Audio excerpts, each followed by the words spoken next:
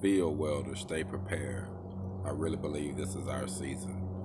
And I say that because check out what's going on with the economy right now. I read an article today that said that they feel that the construction workers are a necessity to keeping things going. So they're going to make sure that the field workers, installers, welders, millwrights, iron workers, plumbers, whatever, carpenters, be able to do their job. You know what I mean? Because we are a very valuable piece in society, keeping things going.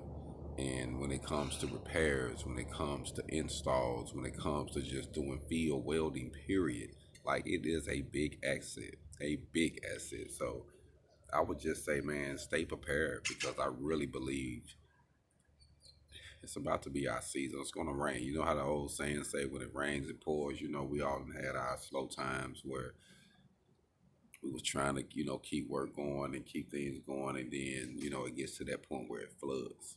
I think it's about to get ready to flood for us. So get prepared and get this money up to be able to get yourself and your life to that next level. But I really believe it's about to pour down for us. So stay prepared. Like they're gonna be looking for us.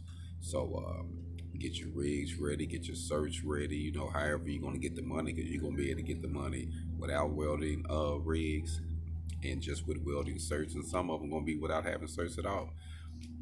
So just stay focused and knowing that I really believe it's about to be our season as far as like a strong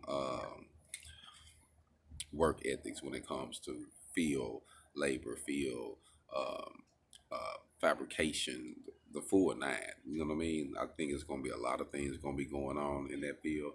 So I would just stay in tune and get ready. I have had a few things cross my plates in the last few days that I wasn't even expecting.